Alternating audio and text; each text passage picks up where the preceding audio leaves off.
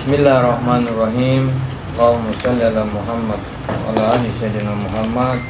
Assalamualaikum warahmatullahi wabarakatuh. Jadi kita mungkin sekitar 25 sesi paling maksimal untuk membahas terkait dengan epistemologi dengan referensi daras. Dari kalau teman-teman kopi Kudaras Ayatul Misbah.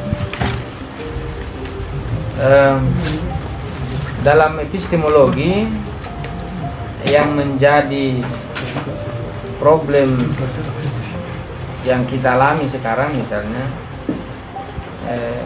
kita antara sesama juga ada kala tidak saling percaya ya, ada kala tidak saling percaya. Satu rumah saja itu ada kala antara adik dan kakak, orang tua dan anak, itu biasanya kepercayaannya juga tidak utuh. Kita lebih percaya teman daripada orang yang di dekat kita.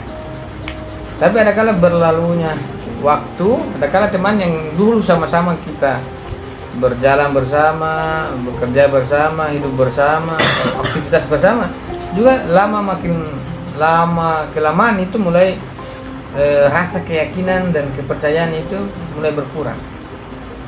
Itu dalam konteks kita sehari-hari. Dan dalam konteks yang lain, misalnya sebagai sebuah keyakinan, ya agama juga seringkali terguras itu ya, keyakinan itu ya, bahwa ada yang meyakini itu hal lain. Faktanya ada juga fakta orang berpindah dari agama satu di agama yang lain, itu ada. Kita tidak menutup fakta itu. Tapi ada juga orang yang kuat. Artinya bahwa proses hidup di alam ini adalah sebuah proses yang dinamika ya. Jadi hidup di alam ini tidak harus pokok-pokok begitu. Pokoknya begini, pokoknya begitu. Orang-orang yang hidup pada pokok-pokoknya ini biasanya dia tergerus oleh sebuah keyakinan yang tidak rasional atau jumud. Saya tidak mengatakan itu salah. Ini saya cuma sebutkan fakta-fakta saja. Sampai pada proses menjustifikasi itu masih panjang. Tapi ini fakta-fakta yang di dalam kehidupan kita begini. Bahwa ada sesuatu yang kita yakini, yang kita percayai, itu pada proses-proses keseharian kita, karena berbenturan dengan dinamika irisan psikologi, itu tidak selamanya itu permanen ya. Teman-teman bisa ukur hari ini saja. Teman-teman punya keyakinan pasti menurun drastis. Sebentar kajian dia naik sedikit, nanti pula mulai turun lagi drastis ya. Artinya bahwa fluktuatif. Apapun yang kita percayai, ini dalam konteksnya. Misalnya perang antara lagi di Timur Tengah, lagi panas-panasnya kan, lagi perang Iran, Amerika dan lain sebagainya. Tapi seringkali kita mengingkari fakta-fakta kejadian itu ya. Ada orang bilang tidak, itu main-mainan saja. Itu kan, padahal fakta itu saling tembak-menembak. Ada kan orang begitu? Mudah-mudahan teman-teman tidak termasuk itu. Artinya bahwa ada memang orang menolak fakta itu. Padahal faktanya itu, yang penting terima fakta dulu. Apakah itu benar atau tidak, itu kan hal lain. Membenarkan satu fakta kan tidak serta-merta. Tapi kan yang penting menerima fakta itu dulu, bahwa memang ada kejadian tembak menembak. Apakah di belakang itu kong kali kong, itu kan bukan urusan kita. Dan itu bukan urusan yang gampang. Tapi kan ada orang itu ngomong, tapi faktanya itu kan itu. Dalam kehidupan kita seringkali kita menolak fakta-fakta itu kan. Seringkali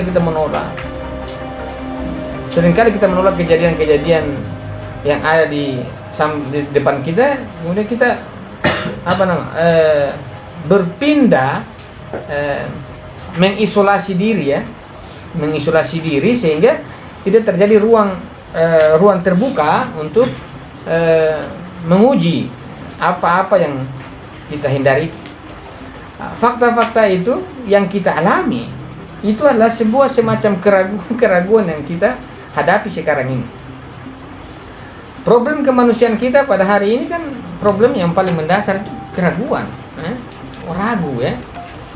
Jadi kalau keraguan pada diri kita juga kita tidak selesaikan, maka apa-apa saja yang masuk ke kita bisa kita ragukan dalam waktu tertentu. Keraguan itu begitu. Sekarang ini kita anggap hal biasa saja. Tapi keraguan itu kan seringkali muncul dalam dinamika kita, dalam dinamika pikiran kita. Hari ini kita biasa saja. Teman-teman mungkin masih dapat duit kiriman per bulan. Tapi besok selesai kuliah, dia ada lagi kiriman, teman-teman mulai ada gejolak itu. Gejolak itu sampai teman-teman orang tua kok tambah hari tambah kikir. Itu kan sebuah bentuk keraguan yang muncul. Itu kan sebuah bentuk keraguan. Tentu yang itu kecil ya. Keraguan itu, keraguan terhadap diri kita. Jadi kalau dalam diri kita juga ada keraguan yang muncul berkaitan dengan fenomena alam yang kita lihat, itu seringkali apapun yang kita yakini pelan-pelan akan terkuras. Jadi sekuat apapun orang membentengi keyakinannya, tapi ada problem keraguan pada dirinya itu dia tidak selesaikan, itu dia dengan dirinya ke depan itu akan, hari ini kita aktif, besok kita mulai pesimis. Ketika kita bekerja, hasilnya belum nampak, kita mulai lari kan? Kita tidak pernah menjalani sesuatu, itu jarang sekali konsisten ya. Jalan capek mulai mundur. Itu karena ada sebuah proses keraguan pada diri kita. Apakah lantas itu salah? Tidak. Tapi keraguan itu kan ada. Jadi problem epistemologi atau filsafat itu hadir untuk mau menjawab sekelumit keraguan. Jadi kalau ada orang mengatakan filsafat itu anti Tuhan, memangnya ya gimana? Filsafat itu datang itu hanya mau menjawab keraguan orang. Bagaimana Pirho dan lain-lain Yunani kan, Aristoteles, Socrates dan Plato mencoba mendudukan itu, Sophie dan skeptis. Tiba-tiba sekarang ada orang kemudian mengatakan filsafat itu kafir, dia anti Tuhan. Kapan filsafat anti Tuhan? Kapan itu ya? Adakah contoh ataukah adakah bukti bahwa filsafat anti Tuhan? Dia tidak menerima Tuhan dalam argumentasi mungkin. Dia bilang saya tidak menerima Tuhan dalam arti argumentasi mungkin. Tapi dia menerima Tuhan dalam sebuah keyakinan. Jadi sangat sulit kita melihat bahwa kalau orang mengatakan bahwa orang berakal itu adalah anti Tuhan. Dia menolak Tuhan dalam argumentasi mungkin. Tapi dalam keimanan, karena banyak orang meyakini Tuhan tanpa argumentasi. Kamu dalam kehidupan praktik diterima. Jadi kalau ada orang mengatakan anti Tuhan, dari empirisme juga tidak menolak itu. Ateisme menolak itu, bukan dia anti, cuma dia tolak. Dia tolak karena argumentasi saja, berkaitan dengan argumentasi. Keraguan itu yang kita hadapi, itu kalau dia tidak dijawab secara matang, yang kita alami itu keraguan yang kita jawab secara tidak matang, menjawab persoalan keraguan itu menurut Ayatullah Taqi mengatakan bahwa dia akan bisa menjadikan manusia menjadi hewan, dan begitu jadi manusia bisa menjadi hewan. Jadi keraguan itu ketika tidak dijawab, dia bisa menabrak batas-batas kemanusiaan. Coba kalau teman-teman lihat orang-orang yang ragu di jalan atau dalam kehidupan teman-teman di samping kiri kanan, kalau dia ragu terhadap sesuatu kan dia sudah pertimbangan moral. Bagi dia ragu ya dia sudah percaya sama siapapun ya kan. Kalau dia menolak realitas, apakah dia masih mempertimbangkan tindakannya itu terkait dengan realitas? Tidak, jarang saja, libat saja. Mau orang bilang ini apa, bagi dia tidak. Nah kalau orang ragu tuh, kalau teman-teman sudah menghadapi orang-orang skeptis, dia sudah tidak peduli lagi yang di depan ini ada orang atau tidak. Namanya kalau dia ragukan kalian, dia tidak peduli lagi. Jadi keraguan ini sebagai sebuah penyakit psikologi itu dia bisa menghantam sisi manusia orang. keraguan itu begini, penyakit, dia penyakit. Artinya dia bagus kalau sebagai sebuah faktor untuk mendapat kepastian. Tapi kalau kita lari dari keraguan, kemudian orang mengambil, misalnya salah satu keraguan seringkali kita alami dalam kehidupan beragama kita, misalnya ketika kita ada berdiskusi, mereka mengatakan jangan berdiskusi, tidak usah berdiskusi. Nah, itu tuh bentuk-bentuk keraguan. Kalau kita meyakini Islam itu agama yang benar, hatta dengan kekuatan dalil, dia tidak akan menggugurkan kebenaran Islam. Nah, kenapa kita takut dalam sebuah dialog itu? Kalau misalnya ada dialog tentang pemikiran kemudian menggugurkan Islam, wah dahsyat. Tapi kan pemikiran, kalau memang Islam itu kita yakini benar, sekuat apapun pemikiran orang tidak mungkin gugurkan itu kan? Kalau tidak, kenapa ruang-ruang dialog selalu dikunci dengan bahasa-bahasa dogma? Dogma satu hal. Jadi artinya bahwa keraguan menjadi sebuah problem kita. Dari mana keraguan itu muncul? Ya? Dari mana keraguan itu muncul? Kenapa bisa orang itu ragu? Satu, ada muncul dalam diri kita bahwa kita setiap hari juga seringkali kita mengalami sebuah keraguan. Ini ya teman-teman kuliah sampai semester awal teman-teman happy sekali ya. Semester 8 mulai pesimis. Mau jadi kemana saya ini? Jadi arah makin lama itu kita mulai pesimis. Mau kemana saya setelah kuliah ini? Orang jurusan hukum, kerja, sembarang yang penting kerja. Menyambung hidup kan sudah pesimis. Dia sudah, yang penting saya kerja saja. Padahal orientasi yang dia bangun dari semester 1 itu, saya kerja ini, pengacara. Semester 8, kayaknya mengganggu gitu, kayak ganti ya. Ragu kan? Dia terhadap dirinya dia ragu. Ini terhadap dirinya dia ragu. Apalagi dengan orang lain. Makanya seringkali orang mengatakan, jangan terlalu percaya orang itu. Jaga-jaga. Jangan terlalu memberikan cinta 100%, nanti disakiti. Dia ragu itu begitu. Mencintai orang tapi dia tidak memberikan cinta 100%, dia batasi 50%. Itu namanya keraguan. Bisa dipahami secara praktis bahwa mungkin dia hati-hati. Tapi secara epistemologi itu ragu. Ya 10% satu hal yang lain, saya disakiti. Masa cinta masih ada batasan-batasan begitu ya. Tapi dalam praktis bahwa dia jaga nanti takut dikhianati. Kenapa harus takut dikhianati? Ada sebuah problem keraguan yang tidak selesai dan terklarifikasi kan? Bahwa keraguan itu muncul biasanya orang tidak mengklarifikasi sesuatu. Nah, hoax sekarang kan banyak sekali. Yang ini bilang begitu, yang ini bilang begini. Jadi sebenarnya mana yang benar ini? Nah, itu muncul keraguan. Jadi ada satu sisi kita meragukan diri kita, tidak kita nafikan itu. Tapi ada juga keraguan itu muncul dari realitas ya. Misalnya di dalam pikiran kita mengatakan bahwa Islam itu rahmatan lil alamin. Fakta keislaman kita ini kan sangat kacau. Itu kan bisa mendekonstruksi pikiran. Sebenarnya mana nih antara teori dan kenyataan kan bertolak belakang. Ini kan bisa mendekonstruksi pikiran. Mana sebenarnya kok ayat-ayat punya indah begini, kenapa kenyataan tidak seindah ayat? Kan mendekonstruksi itu. Mata kamu misalnya dalam beberapa tahun yang lalu misalnya ada data teman-teman salafi yang dia hafal Al-Quran 30 juz, dia pindah agama. Dia bilang, saya tidak mendapatkan sesuatu. Itu kan? Nah, apalagi teman-teman yang tidak kuasai Al-Quran, yakin, gampang saya dipindahkan. Tidak punya basis pesantren kan? Ini fakta saja. Bahwa keraguan itu tidak bisa dianggap biasa.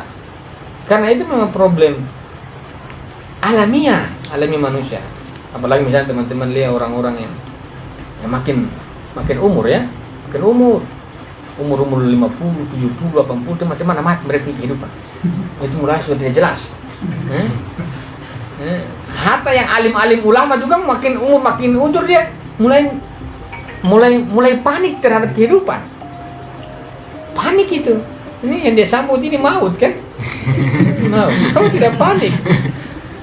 Jadi kita mau sambut ke maut, yang itu pasti datang. Pada saat kita cross check ke belakang itu kita punya kehidupan tidak jelas. Itu kan bisa membalikan jiwa yang optimis itu menjadi pesimis. Ya. Kan misalnya itu kan kejadian kita dalam keseharian kita begitu, kita alami. Makanya kalau lihat orang-orang lucu-lucu, kalau orang tua tuh makin tua dia makin anak muda, baik-baik saja. Makin tua orang bilang kayak keladi, makin tua makin jadi.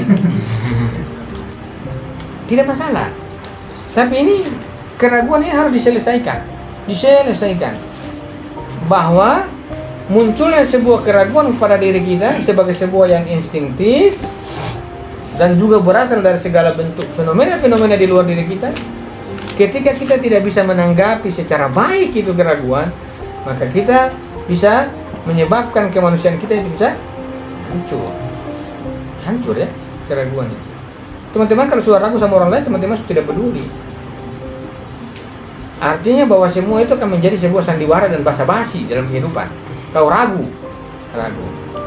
Teman-teman misalnya kau ragu sama agama, saya teman-teman tidak tidak ikuti. Kalau ada orang itu, ini fakta ya, fakta. Saya tidak mau melihat konstruksinya. Jadi fakta-fakta tentang keraguan ini sementara kita, tapi fakta itu dia akan berjalan secara alamiah. Hari ini kita belum mengalami, hari ini belum, atau teman-teman sudah ada yang mengalami sebagian. Tapi keraguan itu akan mendapatkan waktunya pada bertingkatnya kehidupan kita. Jadi proses alamiah keraguan itu akan datang. Karena keraguan itu adalah hal yang instinktif dari dalam dan pengaruh fenomena alam yang begitu kuat, bisa dipastikan kapanpun kita akan mendapatkan itu, keraguan itu. Karena itu adalah sebuah kepastian, maka lebih baik kita mendudukan sebuah alat agar ketika datang keraguan kita bisa menjawab itu, kan? Jadi kita tidak lari dari keraguan, tidak yakin satu pindah satu, kemudian pindah-pindah terus. Kayak orang playboy itu kan, pindah satu dan pindah, orang ragu. Kemudian dengan alasan saya mau mencari yang terbaik. Itu ragu sebenarnya. Memangnya terbaik itu di mana? Ya? Tidak, saya mau coba-coba 1, 2, 3, nanti saya pilih terakhir saya kelar. Itu ragu. Orang-orang skeptis begini dalam kehidupan kita. Skeptis. Kenapa bukan yang satu itu kemudian dibuat itu yang terbaik saja? Kenapa harus ambil satu?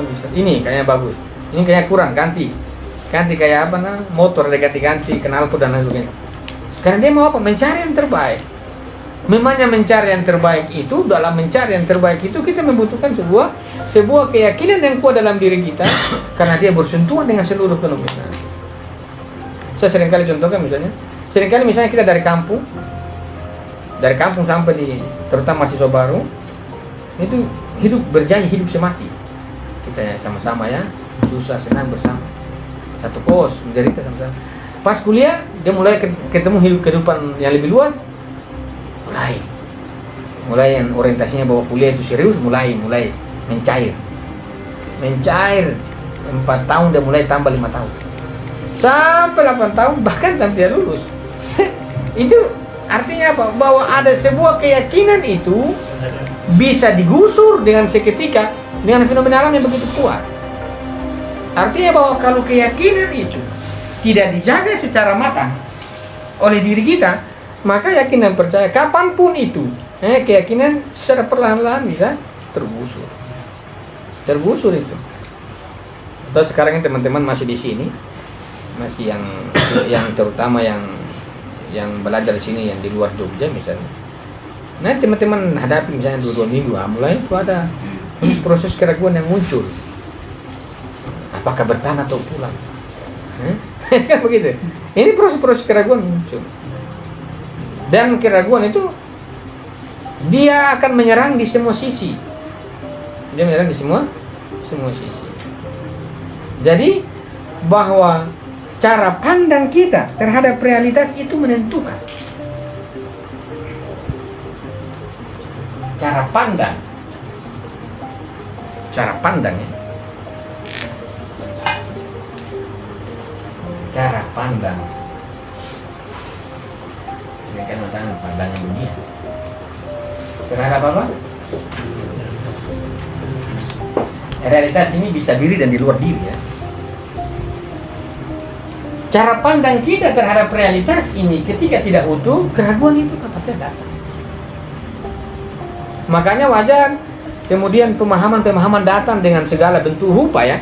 Materialisme menawarkan modelnya, materialisme. Semua menawarkan modelnya. Pemikiran filsafat pun salah satu sebuah metodologi menawarkan pola pikir untuk menjawab apa? Sebuah keraguan. Tinggal diuji sejauh mana materialisme itu bisa menjawab skeptisisme, keraguan, jawabannya. Adakala jawaban yang kita terima itu bisa, iya kita paham. Tapi seringkali jawaban itu tidak menyentuh perasaan kita kan? Seringkali kita mengatakan, wah cocok.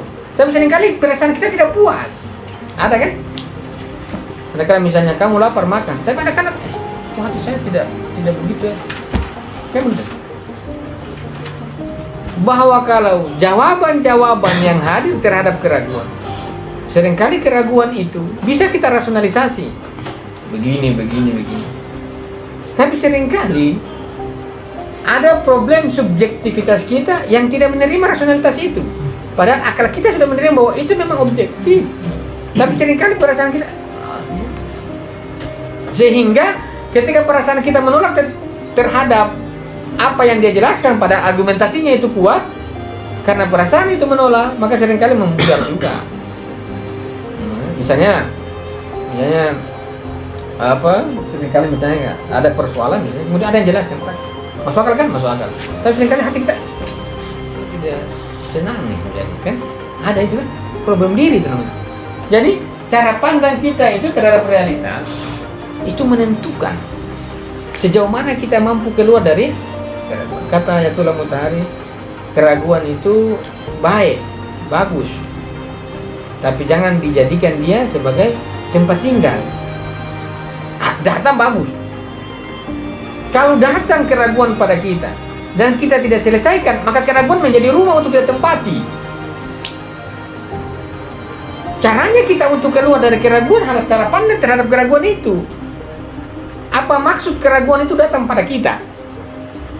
Kalau kita tidak punya cara pandang terhadap keraguan yang hadir pada kita karena muncul dari segala bentuk fenomena, maka serangkali keraguan itu muncul dan kita jadikan dia sebagai hiasan yang disimpan rapi kan. Ketika kita hidup kemudian lama-lama kemudian muncul lagi keraguan. Keraguan terus begitu. Bahkan keraguan lebih besar daripada keimanan kita terhadap Tuhan ya. Kayak itu cara pandang itu sangat menentukan. Cara pandang kita terhadap realitas ya. Misalnya dalam dengan epistemologi seringkali mengatakan bahwa Piro itu melihat realitas dia ragu karena mulai ada yang batang yang dicelup itu mulai bengkok kan. Terhadap realitas, cara pandang. Dan cara pandang terhadap realitas itu untuk keluar dari sebuah proses keraguan itu pada sisi ini, apakah dia menerima ini atau tidak? Akal ya. Kalau orang sudah tidak menerima akal, yakin dan percaya, dia ragu sepanjang masa ya. Coba teman-teman lihat orang yang tidak menerima akal. Pakai doktrin saya masuk, kuat aja. Tapi nanti lama-lama itu tidak. Jadi cara pandang itu terhadap realitas itu bisa mengeluarkan manusia dari keraguan ketika dia harus menerima ini. Paling tidak akal dia harus kukuhkan. Karena kalau tanpa ini maka ini tidak akan terbentuk. Akal ya. Kalau ada orang ini akal bukan akal ya. Akal ini. Saya bicara akal. Akal ya. Dalam bahasa kami dikatakan awaludin al-ma'rifah ya. Pengetahuan itu dasar agama. Akal. Kuncinya ini, orang menolak akal. Oh, dalam Islam itu perdebatannya itu kuat ya. Kalam ya. Dalam teori kalam itu perdebatannya kuat. Misalnya apakah kebaikan itu datang dari Tuhan atau ke manusia? Nah, kan misalnya Asy'ari Mu'tazilah ya, Ini kan ini. Kalam itu kan salah satu proses konsekuensi dari apakah orang menerima akal atau tidak. Apakah akal itu terbatas atau tidak? Kan begitu. Apakah akal bisa menjawab sebuah argumen sebuah persoalan hidup? Kalau dia tidak bisa menjawabnya, maka ini akan berdampak. Perhatikan. Ini penerimaan terhadap akal. Konsekuensinya itu. Jadi cara pandang terhadap realitas yang benar akan dia mengeluarkan orang dari keraguan. Tapi apakah keraguan akan datang? Akan datang juga.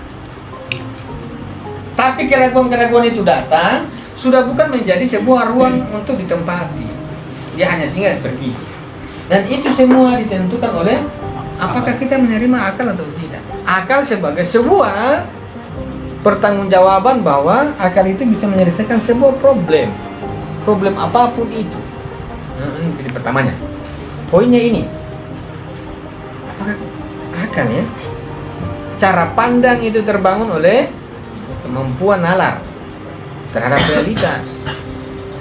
Ini di dunia kita misalnya seringkali orang perdebatan akal ini kencang sekali ya? Padahal ini di poinnya, di poin awal ini, apakah kita menerima sebuah akal sebagai sebuah solusi persoalan atau tidak. Orang seringkali mengatakan akal itu terbatas, akal itu terbatas. Katanya kemudian yang membatasi akal itu apa? Yang membatasi akal itu apa? Kalau dikatakan akal terbatas, akal itu terbatas. Memangnya batasnya akal itu apa? Kalau saya mengatakan ini kubus, ya, ini bola lingkaran, batas jelas ya, jelas. Ini jelas. Oh, batasnya jelas. Kalau saya mengatakan akal, lantas akal itu yang membatasinya apa? Apa batasan dari akal? Apa yang membatasi akal? Kalau dia tidak terbatas, lantas kenapa kita tidak menggunakannya dalam menyelesaikan sebuah persoalan? Kenapa kita harus tolak anugerah itu kan? Ini jadi dasar memang orang muncul keraguan. Kita lihat, keraguan itu tidak pernah hilang karena ini penolakan terhadap itu. Penolakan ini. Ya? Akal ya.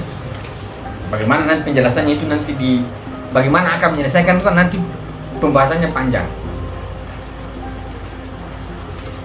Hal-hal yang paling misalnya kita mengatakan Tuhan itu ada, pembuktiannya seringkali kerepotan, ya, karena penolakan itu. Ini ya, akal itu terbatas. Di mana batasannya akal itu? Kalian bandingkan dengan apa sampai akal itu terbatas? Apakah perbandingan itu dalam akal ataukah di luar akal? Kalau perbandingannya di luar akal, kenapa kalian harus sebut bahwa itu masuk akal? Ini batasan. Saya mengatakan perbandingan kan dalam akal. Kalau perbandingannya di dalam, lantas apa yang membatasi dia? Kalau tidak ada yang membatasi dia, maka jangan dibuat batasan untuk dia untuk menemukan segala bentuk jawaban dari sekelumit keraguan. Terbatas ya. Batas. Batasannya itu apa? Ini akal. Ini memang perdebatannya di dalam dunia Islam ini. Sampai sekarang, orang-orang tidak mau berakal. Jadi di pondok ini belajarnya mulai dari akal. Untuk apa? Nanti kemudian kita tinggalkan akal. Tapi berakal dulu. Nah, kalau kalian tidak berakal, teman-teman bagaimana tinggalkan akal? Kalian tidak tahu bagaimana cara keluar dari akal kan? Saya tinggalkan akal, saya ambil wahyu. Biasa-biasa saja lihat dia punya kejadian di kehidupan. Orang ini berakal dulu agar bisa tahu di mana kekurangan akal. Baru kemudian bisa berpindah. Kalau kita tidak bisa, karena hidup ini kan bukan akal-akal ya, ada juga realitas masalahnya. Bagaimana cara memindahkan itu kan yang menarik. Tapi yang penting kita juga tahu bahwa akal itu adalah sebuah poin kita sebagai manusia. Ada teman-teman UIN Wali Songo pada saat datang ke sini. Kenapa kalian belajar filsafat? Saya jawab, saya belajar filsafat itu mau tinggalkan filsafat. Ih, bagaimana? Iya. Masa orang berfilsafat tujuannya filsafat? Tidak ada kehidupan yang lain. Ya? Begitu ya. Teman-teman sekolah, kuliah, masa tujuannya kuliah terus? Teman-teman mau lulus kan? Kira-kira bahwa kita berfilsafat dan berakal itu tujuannya apa? Harus meninggalkan akal itu. Ada orang belajar filsafat ekstasi. Ngapain? Orang mau tinggalkan kode ekstasi sendirian. Tapi kita harus tahu pola itu dulu. Bahwa akal itu sebagai sebuah ruang menjawab persoalannya. Apapun persoalannya itu bisa diselesaikan oleh pengetahuan kita tentang sesuatu berdasarkan keraguan kita. Itu harus mampu dijawab ini. Ketika kita tidak bisa membuktikan bahwa ini adalah sebuah kekuatan yang memang bisa diyakini bisa menyelesaikan persoalan, maka semua keraguan lebih besar akan muncul. Apakah orang berakal itu tidak mengalami sebuah keraguan? Itu pertanyaan yang akan saya jawab di pertemuan terakhir. Apakah kita masih ragu atau tidak? Yang penting itu pertanyaan pertama di pertemuan ke-25. Jadi saya sudah munculkan itu. Ya. Kalau teman-teman mau pulang saya tanggung jawab. Dengan begitu kan belajar kan begitu. Supaya teman-teman ragu atau tidak. Ini adalah sebuah poin bahwa kita berakal. Apakah akal itu bisa menyelesaikan persoalan? Nah, di dunia keislaman banyak perdebatannya bahwa akal itu terbatas. Padahal kita mengatakan bahwa Allah itu terbatas. Kalau Allah tak terbatas, lantas akal itu terbatas. Bagaimana kita memahaminya? Ya? Bagaimana kalau perdebatan keimanan? Bagaimana Allah yang tak terbatas menciptakan manusia yang terbatas? Lantas dari mana kata terbatas? Apa? Tak terbatas itu? Bukankah dia tak terbatas? Kenapa kita harus terbatas? Kalau dia tidak terbatas, kita berasal dari sumber yang satu. Kenapa kita harus terbatas? Nah itu kan, kalau kita terbatas, maka apakah wajib Tuhan menghukumi kita? Namanya kita terbatas. Tidak bisa dunia hukumi. Jadi kita masuk surga semua. Nah, kita terbatas kan? Kalau kita terbatas, berarti ada sebuah rahasia kehidupan yang tidak bisa diungkap. Berarti wah Tuhan zalim sekali ya. Zalim itu. Ada hamba yang dia buat bodoh. Dia tidak mau kasih tahu rahasia karena dia tutupi bahwa akal terbatas. Ini kajian, saya sebarkan di luar nanti orang kita kan. Ini kan orang dengar liar ini kan biasanya terjebak. Ini kan modal yang utama ini. Kata Ayatullah Taqi Misbah, pelayan agama terbaik itu cuma akal. Pelayan agama terbaik ya. Tidak ada lagi pelayan agama yang paling baik untuk melayani agama semaksimal mungkin, kecuali kalau teman-teman sudah tidak berakal, sudah apa ya? Teman-teman jadi bagaimana proses berpikir sampai itu kan lain. Yang penting sesuatu selain akal dijustifikasi oleh akal. Bahwa agama itu benar itu dijustifikasi oleh akal. Namun akal itu tidak ada yang bisa justifikasi dia kecuali dia sendiri. Al-Quran itu benar, apakah Al-Quran bilang? Ini justifikasi akal. Bahwa Al-Quran ini benar. Tapi apakah ada yang menjustifikasi bahwa akal itu benar? Cuma akal. Cuma akal. Nah, orang mengatakan, Al-Quran kan sudah mengatakan begitu. Itu semua justifikasi akal. Tapi akal sendiri yang bisa menjustifikasi bahwa dirinya itu adalah benar. Yang paling raja ya ini. Kalau yang lain, semua selain akal itu dijustifikasi oleh dia bahwa ini benar, ini salah, ini salah. Tapi kalau membuktikan bahwa akal itu benar, pakai apa? Dia coba dengan akal. Karena dia kan hal-hal yang badi, hal-hal niscaya. Misalnya teman-teman makan cabai, apakah perlu lagi argumentasi?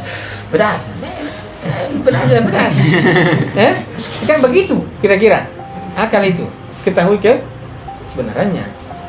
Karena ketika ini tidak diyakini, maka ini semua cara pandang tidak kuat terhadap ini, maka keraguan akan terus berkembang. Maka pertanyaan seringkali dimunculkan bahwa akal adalah sebuah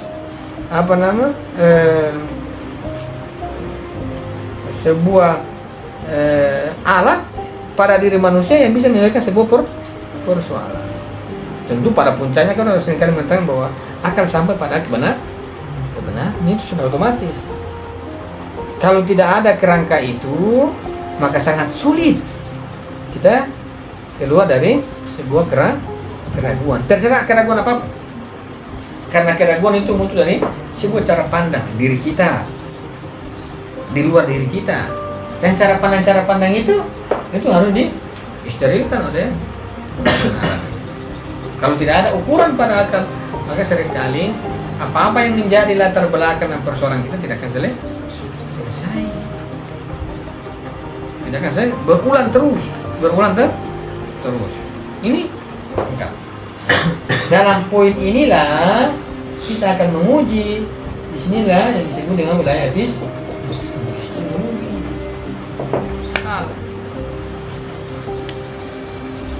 Ini nggak sebut kalau ada yang apa nama pakai buku kan enak. Nah, saya baca supaya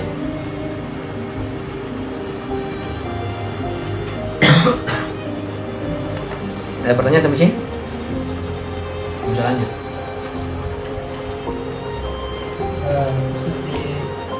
Di dalam Mu'tazilah itu ada pemikiran yang berdasarkan benar dan salah.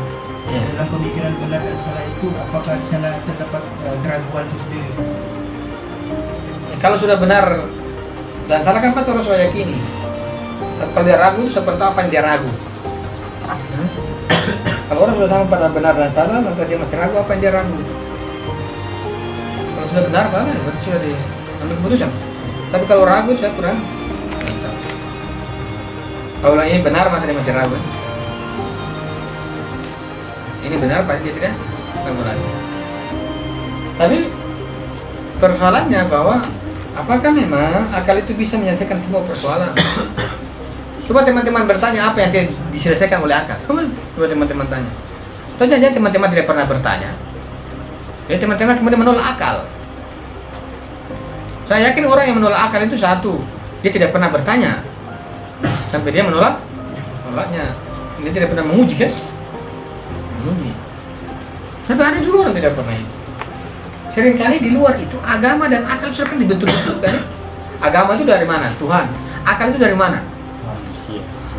Akal itu dari ciptaan Tuhan juga. Masa dua ciptaan saling berbenturan? Aku bilang, bagaimana ini? Pasti ada sesuatu yang ditambahkan sehingga membenturkan dua itu. Tidak mungkin dari Tuhan pastinya. Pasti ada tambahan. Kalau bukan orang yang rakus, apalagi? Kan masalahnya agama dari Tuhan. Akal juga diciptakan Tuhan. Lantas kedua, sumber yang sama kenapa harus dibenturkan? Kalau dibenturkan berarti adakah dari Tuhan itu yang saling terbentur?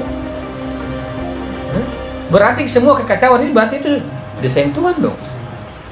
Karena dari awal terbentur-bentur kan? Maka kalau ada kekacauan di dunia itu memang Tuhan yang sengaja buat begitu. Tuhan kita tidak pernah cinta damai. Lantas kenapa manusia harus mengatakan cinta damai? Tidak usah. Karena itu kan satu pembahasan teologis yang sangat hati-hati sekali kan. Selagi orang tidak mempertemukan Tuhan, itu titik poinnya kan terbatas. Seringkali itu wacana-wacana umum kan begitu, akal terbatas. Gimana batasannya? Kenapa sampai dia bilang terbatas? Artinya bahwa membuktikan hal-hal bahwa akal itu bisa menyelesaikan itu cuma dari akal. Masalahnya di situ bahwa akal bisa menyelesaikan persoalannya sendiri. Mau teman-teman taruh ayat-ayat 1000 ayat di pikirannya, tapi kalau dia juga belum connect, tetap dia tidak mau. Itu akal begitu cara mainannya. Ya ayyuhalladzina amanu minkum. Cepat percaya. Apa yang kau maksud? Nah kan pasti kan begitu. Artinya pertanyaan-pertanyaan itu kan akan menyebabkan sebuah hal-hal yang ragu itu. Makanya wajar kalau ada orang mengatakan jangan bertanya nanti kau ragu. Ya memang pertanyaan itu begitu. Ketika pertanyaan itu muncul itu dia menyebabkan keraguan, makanya dia harus kejar dalam sebuah kepastian. Kalau keraguan itu didiamkan sangat berbahaya. Keraguan itu muncul, itu mau dia menemukan kepastian. Yang penting pada posisi cara pandang yang menguji. Jangan dibiarkan begitu. Nah, sebagian teman-teman kita jangan bertanya. Kalau kau bertanya itu ragu. Ada teman SMA saya, begitu diskusi di grup. Jangan bertanya tentang keimanan. Pertanyaan adalah bukti ragu. Sudah tidak bisa diskusi. Di luar grup saya kan. Namanya kalau di grup itu tempat diskusi. Dan pertanyaan itu adalah awal dari keraguan, keluar hanya diskusi.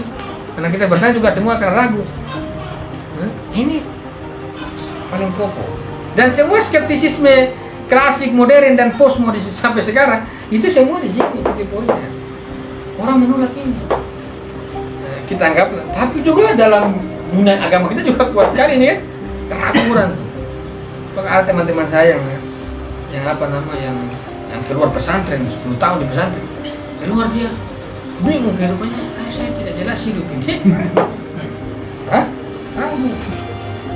Keraguan ini dia tidak punya jenis kelamin, jadi dia tidak masuk di ini Amri sama masuk. Dah dia lima semua. Dia lima semua. Oh kamu beriman, astagfirullah, tunggu selesai zikir dia masuk.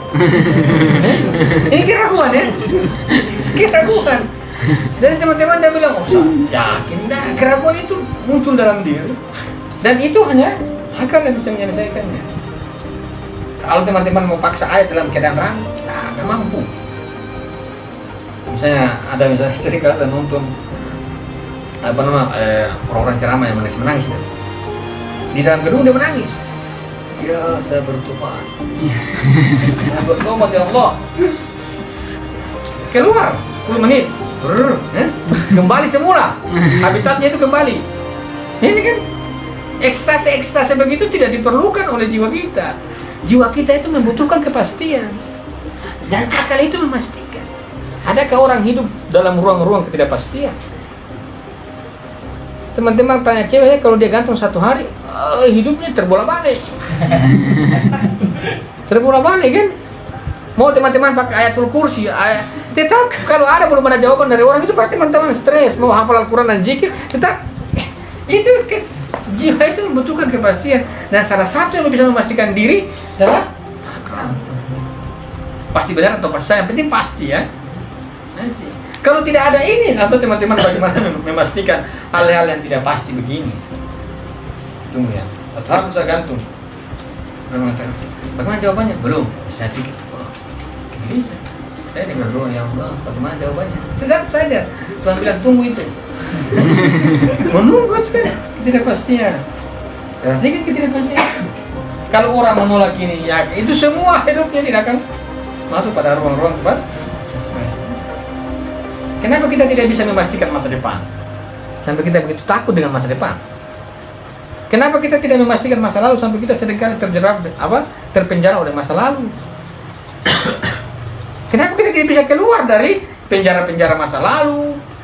Sampai kita sering melihat orang tuh kotak-kotak kan? Keluar saja. Bagaimana cara keluar?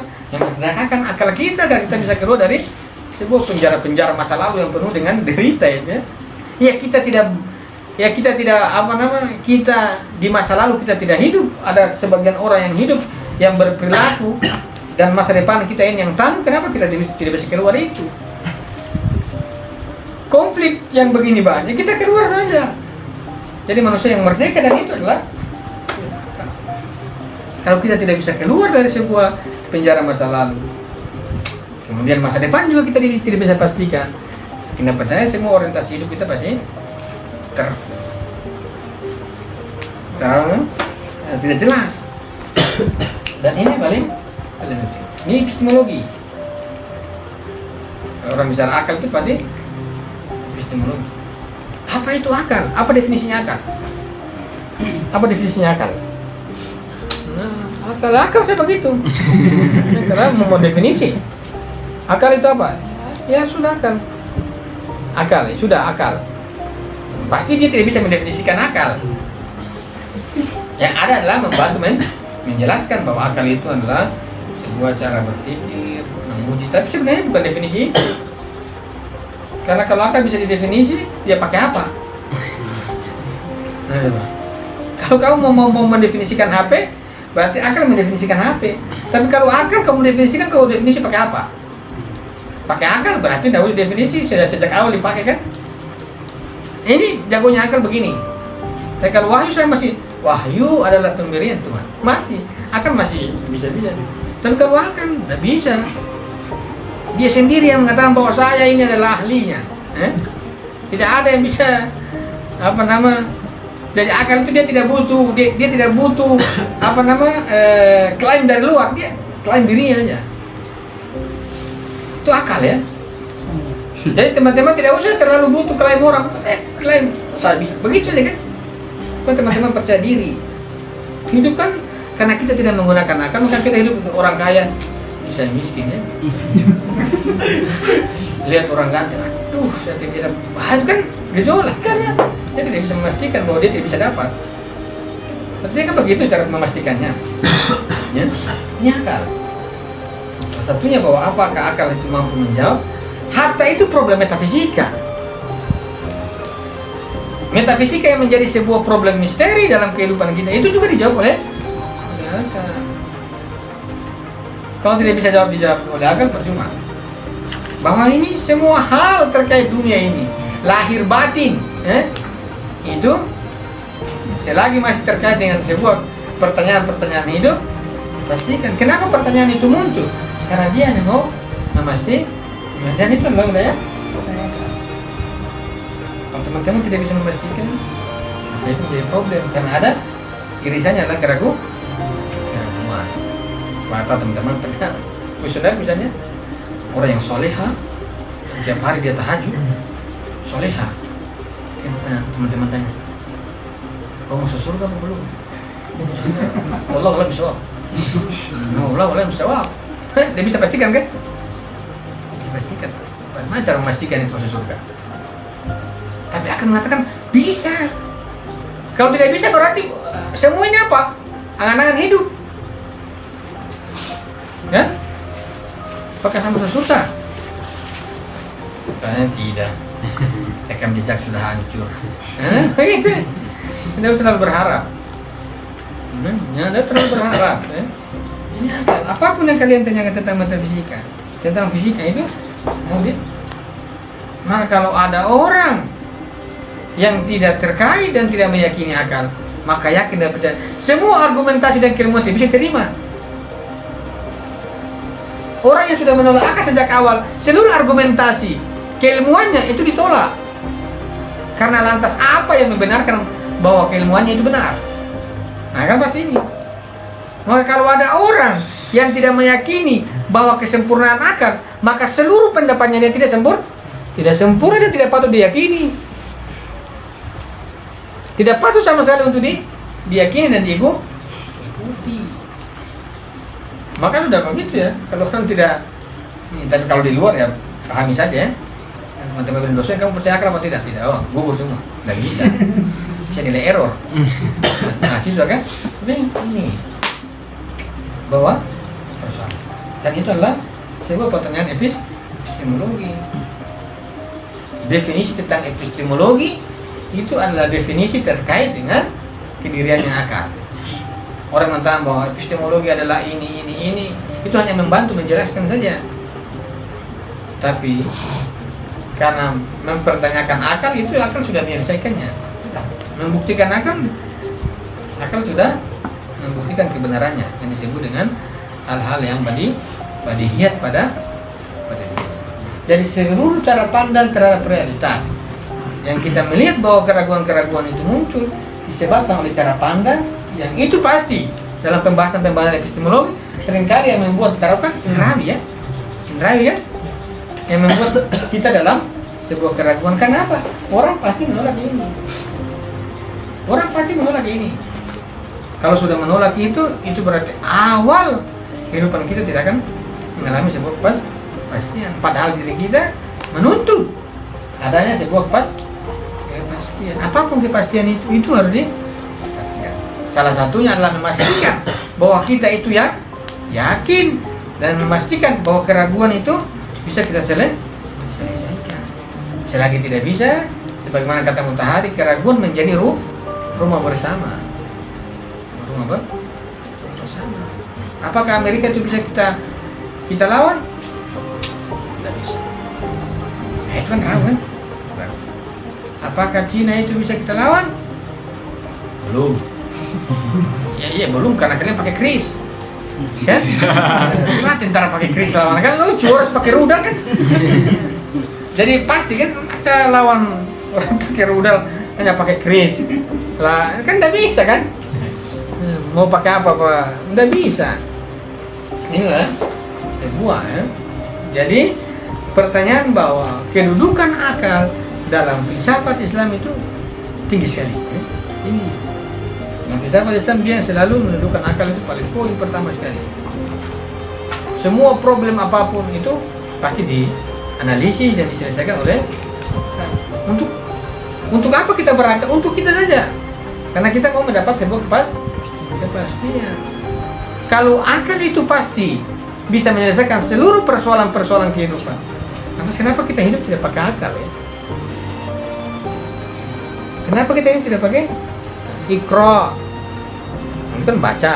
Semua itu bicara kan?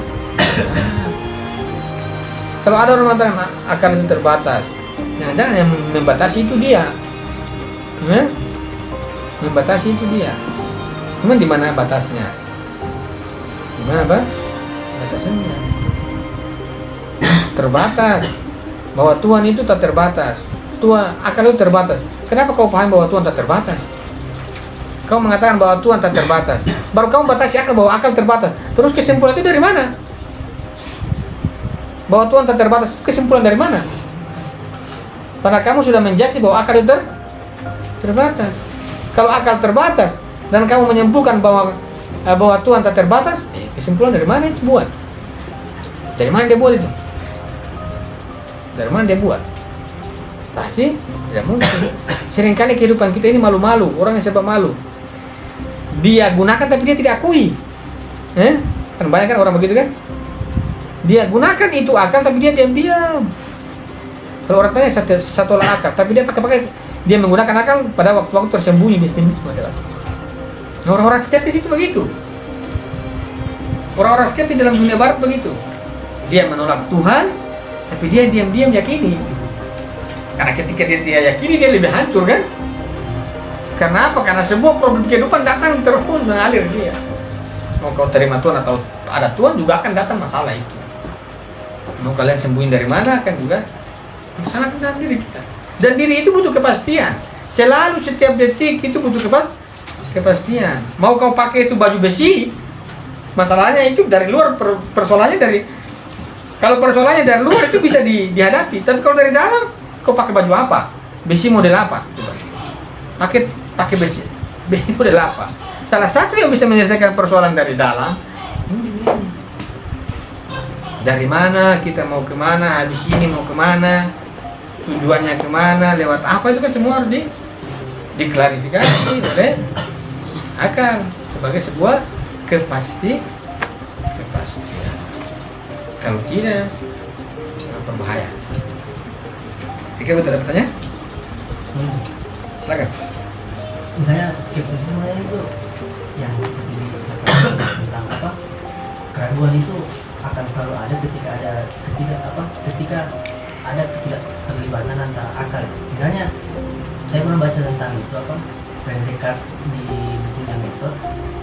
Di situ kan dia bahas tentang dia maknai apa, dia interpretasikan di sisi lain tentang cogito ergo sum, tentang aku berpikir maka aku ada. Katanya aku berpikir itu kan dia ubah menjadi aku meragukan maka aku ada. Nah akhirnya kan kita itu bisa memikirkan, kita itu bisa tafsirkan juga tentang keraguan itu bisa jadi juga aktivitas bagian dari akal ya. Karena kan ragu itu akhirnya kan butuh pencarian kepastian, dan itu pasti ada keterlibatan akal yang terjadi ya. Nah makanya maksudnya apakah keraguan itu tidak ada keterlibatan akal atau seperti apa? Iya, bahwa kalau kita mengatakan bahwa akal itu kan sifatnya memastikan, tidak ada keraguan itu muncul dari akal, tidak ada, karena dia sifatnya memastikan. Yang penting saya pasti ragu, yang penting dipastikan. Oh saya yakin, yang penting karena akal itu sifatnya memastikan. Lantas keraguan dari mana? Kalau akal itu memastikan, lantas keraguan dari mana? Satu, dari luar, dari manusia. Yang kedua, itu bersumber dari dalam diri kita. Dari mana sumbernya? Pasti apa yang kita gunakan adalah sebuah panca indera. Terkait dengan perasaan-perasaan kita yang tidak menentu kan? Karena perasaan-perasaan kita yang muncul dalam diri kita itu yang membuat kita ragu. Ada juga dari luar. Luar dalam itu dia bisa. Tapi kalau ada keraguan dari akal, di mana itu keraguan dari akal? Akal itu dia membuat ragu itu apanya? Di titik mana itu? Ataukah jangan-jangan akal itu memastikan sehingga jiwa kita juga yang kaget? Karena akal itu selalu memastikan. Dia tidak ada ruang keraguan dalam akal. Karena akal itu sifatnya pasti. Berarti akal bisa memastikan keraguan. Oh iya, namanya dia akan bilang saya pasti ragu kan. Teman-teman bilang pasti kalau teman-teman ragu, siapa yang tahu teman-teman ragu? Supaya teman-teman bilang saya ragu ya. Yang mengetahui teman-teman ragu kan teman-teman sendiri. Oh iya, saya ragu. Hari ini saya ragu. Itu pasti apa dia keraguan itu? Apakah teman-teman ragu apa tidak? Ragu kan? Berarti itu kepastian. Ragu ya. Kenapa harus kepastian itu? Kenapa harus keraguan dipastikan? Karena jiwa kita itu butuh kepastian. Apakah nanti kemudian ada solusi? Tapi akal ujung-ujungnya dia memastikan. Artinya dia mampu melacak sumber persoalan dari setiap yang kita alami. Kalau dia ragu, berarti lantas dari mana keraguan itu muncul? Kan berarti akal dia mau sasar kan? Dia mau selesaikan problem keraguan itu. Karena memang pada poin akal itu dia memastikan apapun persoalan dia harus pastikan. Untuk apa? Untuk menjaga manusia dalam dirinya. Dia mau selesaikan dalam problem keraguan. Jadi ketika akal itu sampai memastikan, berarti dia mau menyelesaikan sebuah persoalan yang terjadi untuk kepastian pada dirinya. Kalau kita tidak menggunakan nalar, maka persoalan yang ada ini tidak bisa selesai. Indonesia ini beberapa persoalan yang tidak selesai. 5 tahun yang baru lagi, baru tahu kapan lagi muncul masalah kan? Nanti lagi pandemi, tahu masalah terus. Buat teman-teman pernah ada masalah. Banjir di sekarang sampai sekarang belum selesai. Apa? Masa ada kejadian yang kita tidak bisa lacak sumbernya. Dan kita biarkan bahwa itu memang melawan sunnatullah. Dari mana itu ya? Nah, itu kan kepasrahan total ya. Itu akal atau apa? Itu akal-akalan itu. Akal-akalan iya, bukan akal sebenarnya, itu akal-akalan, akal-akali orang. Bukan air yang turun-turun bagaimana, itu akal-akalan orang. Sunnatullah itu. Dia mencari sumber titik persoalan, kemudian dia kalau kita mendapatkan keraguan, akan dari mana sumber-sumber keraguan ini?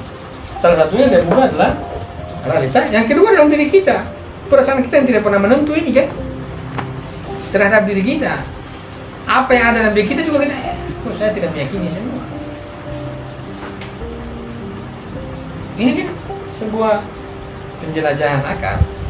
Bahwa memang akal itu jadi kalau ini tidak dipastikan bahwa memang dia memang bisa memastikan, maka semua cara pandang akan menjadi tidak pasti, dan itu keraguan sana. Hoax di mana-mana kan? Orang buang berita ini kita bilang ini berita ini kita terima, ini semua kita terima. Ujung-ujungnya kita yang ragu kan? Dan itu ada ini. Bagaimana cara kerjanya? Bagaimana dia membangun sebuah cara-cara untuk sampai pada sebuah kepastian, dan pada posisi mana akal itu mempertanyakan sesuatu yang paling intim untuk menjawab keraguan yang sering ditanyakan. Salah satunya terkait metafisika. Maka ujung-ujungnya akal itu sampai pada kepastian adalah sebuah titik pembuktian. Pasti pembuktian. Apakah argumentatif ataukah faktual? Yang penting dia membuktikan ini. Apapun itu. Kenapa Toki berteriak? Itu semua. Masa tiba-tiba begitu Toki teriak? Dan itu kan, jadi saya tidak yakin orang-orang epistemologi itu hadir di jalan, kemudian dia happy benturan terus. Lihat satu, cantik, berpindah lagi, tambah cantik lagi satu tampung itu terus di kepalanya itu dia simpan semua. Pulang, saya bingung memilih mana. Kan begitu. Padahal harus memilih ya. ada orang punya kehidupan yang faktanya tidak bisa memilih. Itu apa? Itu padahal akal itu memilih. Akal itu memilih. Bukan dipilihkan, dia yang memilih. Saya memilih ini. Dua, saya pilih satu. Jangan pilih dua-dua. Pilih satu saja. Kalian nalar, engkau udah nalar. Untuk apa? Untuk harapan. Nah, kira-kira ada pertanyaan? Masih bingung Ustaz, ini apa namanya, keraguan kan dia muncul dalam dirinya kita berdasarkan apa yang kita percaya itu di alam. Keraguan dalam dirinya itu di mana letaknya? Pertama bahwa ada keraguan dari luar ya, fenomena yang kita lihat ada. Dan juga dalam diri kita. Seringkali orang letakkan bahwa sisi perasaan kita. Keraguan muncul di situ. Poin-poin perasaan yang tidak menentu kan? Kapan perasaan itu menentu? Tidak menentu. Hari ini senang, besok mulai lagi berubah kan? Itu ya. Jadi akal itu menjawab dua, dari luar dan dari dalam. Kalau dia hanya menjawab dari luar, di dalam akan membongkar terus. Tapi ketika dia hanya menjawab yang di dalam, di luar akan terus membongkar. Maka dia harus menjawab dua sisi, kepastian di luar dan kepastian di dalam. Kalau saya contohkan misalnya, ketika akal memastikan di dua hal itu, kalau saya mengatakan teman-teman misalnya, dalam seringkali orang mengatakan Tuhan, teman-teman bisa pastikan dalam diri, teman-teman yakin ini. Tapi kalau di luar, itu lebih ribet. Mungkin itu yang paling rumit ya. Bukan masalah di dalam, masalah di luar. Tapi yang penting, walaupun di luar masih ambigu, yang penting di dalam tenang dulu ya. Di dalam tenang dulu. Paling aman itu kayak menenangkan diri dulu, baru menyelesaikan persoalan di luar. Tapi keraguan itu, misalnya teman-teman sebentar dalam kamar sebentar, tidak usah berhubungan dengan realitas luar. Di dalam pikir-pikir lagi, aduh kenapa? Biasanya kan misalnya teman-teman baca buku, seringkali terbongkar sendiri kan dari dalam yang membongkar, bukan dari luar. Sebelum kita mendefinisikan epistemologi, kok bisa begitu ya? Kan terbongkar sendiri. Itu kan keraguan dari dalam itu muncul. Apakah ada intervensi? Tidak. Kalau dari luar, teman-teman lihat orang marah, tapi kalau teman-teman baca, misalnya di sini mengatakan bahwa pengetahuan artinya kesadaran, informasi. Ada kalanya dia digunakan sebagai persepsi, yang mempersepsi dan dia adalah sebagai objek yang dipersepsi. Itu membongkar orang sendiri tuh. Bisa memang, itu namanya dari dalam. Tapi bagus terbongkar. Yang penting ada bukan ini. Ada data diselesaikan. Jangan datang lari. Lari kan dapat juga masalah. Karena ini adalah sebuah titik awal orang menyelesaikan persoalan. Apapun itu persoalannya pasti bisa diselesaikan oleh akal. Apapun itu tidak ada pengecualian. Apapun itu diselesaikan oleh akal. Pertanyaan-pertanyaan dalam diri kita yang paling eksistensial juga itu harus dipersoalkan. Kenapa? Mau membentuk cara pandang kita terhadap ya. Di zaman ini kan semua masuk cara pandang ya. Banyak sekali cara pandang yang datang untuk menawarkan sebuah solusi dan cara berpikir untuk mengatasi persoalan, tinggal diuji saja. Maka kalau di luar itu ada benturan cara pandang, biasa saja kan? Namanya dia mau menawarkan sebuah persoalan, dia mau menawarkan sebuah gagasan, dia mau menawarkan sebuah solusi untuk menjawab persoalan yang dia alami. Jadi kalau di luar itu berbeda cara pandang, ya jangan saling mengkafirkan, namanya begitu. Untuk menyelesaikan persoalan, tinggal diuji cara pandang itu kuat atau tidak. Nah itu, apakah cara pandang itu berasal dari mana? Dari indrawi ataukah dari keyakinan dia terhadap sebuah kepastian akan kemampuan akal menyelesaikan persoalan. Sampai pada titik seringkali ditanyakan pada titik kebenaran. Sampai titik itu. Karena kalau tidak sampai pada titik kebenaran dan kebenaran itu adalah senantiasa dicari oleh fitrah manusia, maka itu adalah awal yang pertama dibuktikan. Kalau tidak, bagaimana? Teman-teman mau mengarahkan segala aktivitas kemana? Satu, konten dia. Dan dalam diri juga ada. Teman-teman bisa alami, bisa mengalaminya sendiri. dari luar tiap hari. Sekarang sudah ada. Kakek tiba-tiba meragukan orang kan? Tiba-tiba, kenapa saya begini? Ini yang saya tidak harapkan kan? Tiba-tiba teman-teman dulu, tiba-tiba ada yang muncul, ini lucu, ini dari mana nih? Begitu. Nanti ada keraguan-keraguan begitu. Tapi kalau keraguan dari luar, teman-teman terpisah dengan objeknya bisa selesai. Tapi kalau keraguan dari dalam, teman-teman bagaimana mau memisahkan itu? Kalau misalnya saya ragu sama si A, ketika saya pergi di gedung sebelahnya, saya sudah lupa. Tapi kalau pertanyaan, keraguan itu muncul dari dalam, dan itu diri manusia yang bertanya tentang dirinya, teman-teman tidak akan lolos. Dia akan cari terus itu. Tidur juga, bantal taruh di muka, tutup telinga, tetap dia hidup ya. Kehidupan yang sebenarnya itu kan itu. Kalau misalnya saya ragu sama ini, sudah, saya pergi di gedung sebelahnya, kan sudah selesai, sudah aman. Tapi kalau keraguan itu muncul dan mempertanyakan dirinya sendiri, adakah pikiran dan dirinya itu terpisah? Tidak. Kalau tidak, sudah, mau kalian tutup telinga, tutup mata pakai bantal, besok masih juga. Bahkan orang tidak bisa tidur kan? Orang tidak bisa tidur, itu yang paling berbahaya gitu. Saya berdoa yang penting dari luar saja. Kalau dari dalam, bisa dipastikan teman-teman pasti harus mencari tahu titik persoalannya. Kalau dari luar, biasanya persoalannya di luar. Tapi kalau dari dalam, itu persoalannya dalam yang perlu diidentifikasi ke dalam. Kalau dulu, oh ini luar, oh selesaikan, ditutup saja. Tapi kalau di dalam, itu harus masuk ke dalam. Bagaimana cara kalian masuk ke dalam? Nah itu kan persoalannya muncul begitu.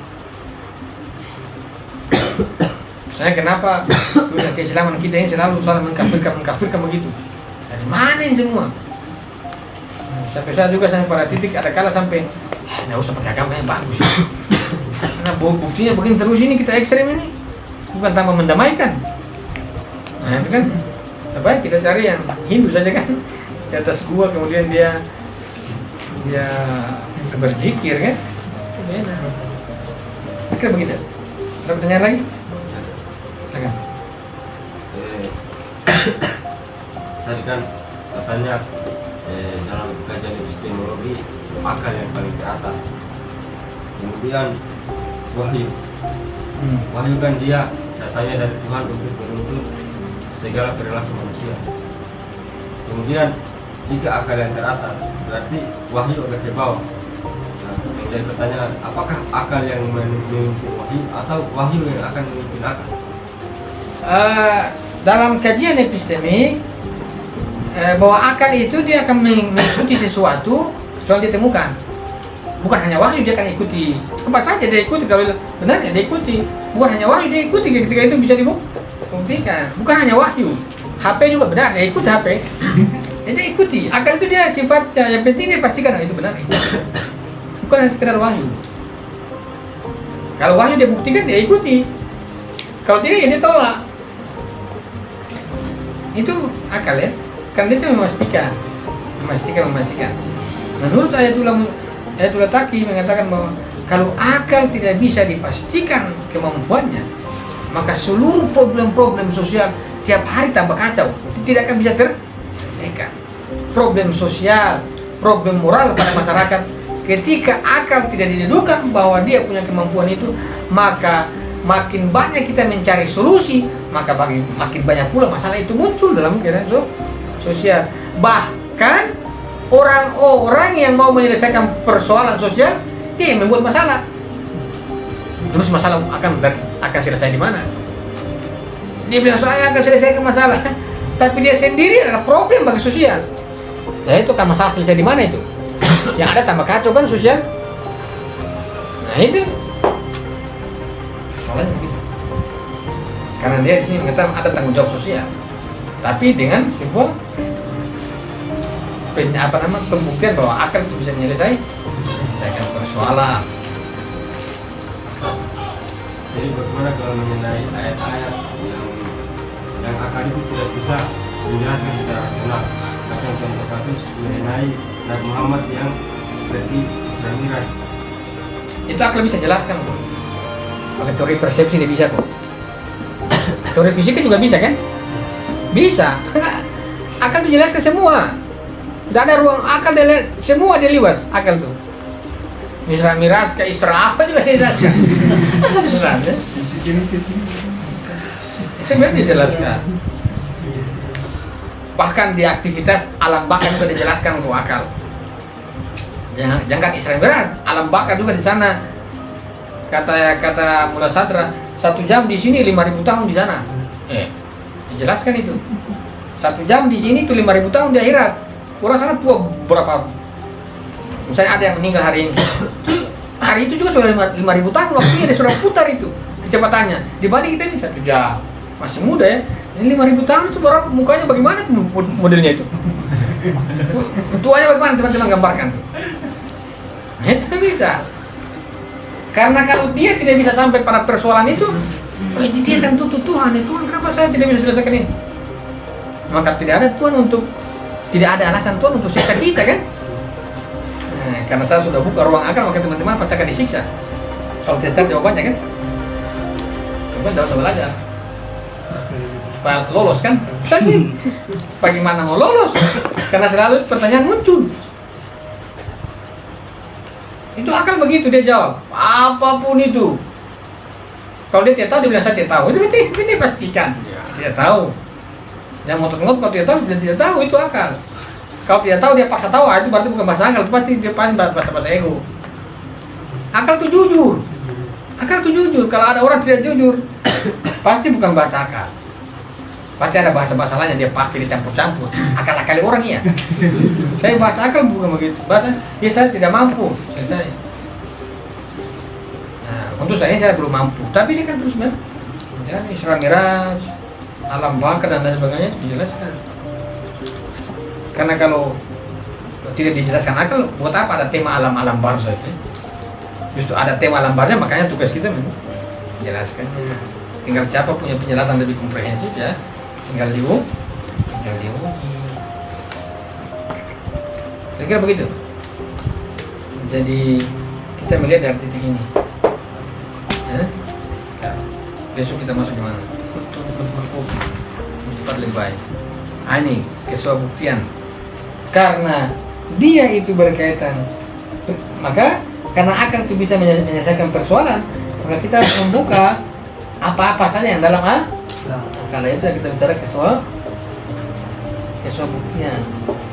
Nah, kesuabuktian ini harus digunakan dalam untuk menyelesaikan persoalan. Kesuabuktian ya. Kesuabuktian kebenaran pada dirinya tanpa butuh argumen yang panjang. Jadi kita akan besok membuka ruang-ruang kesuabuktian. Saya butuh itu apa namanya? Saya butuh teman-teman punya buku supaya bisa dibaca. Supaya saya bisa jelaskan lebih panjang.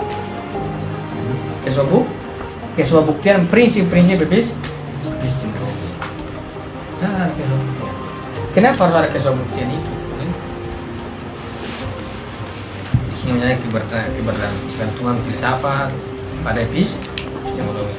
Jadi kalau akal itu adalah dia bisa menyelesaikan seluruh persoalan, maka apakah akal bekerja dengan otomatis?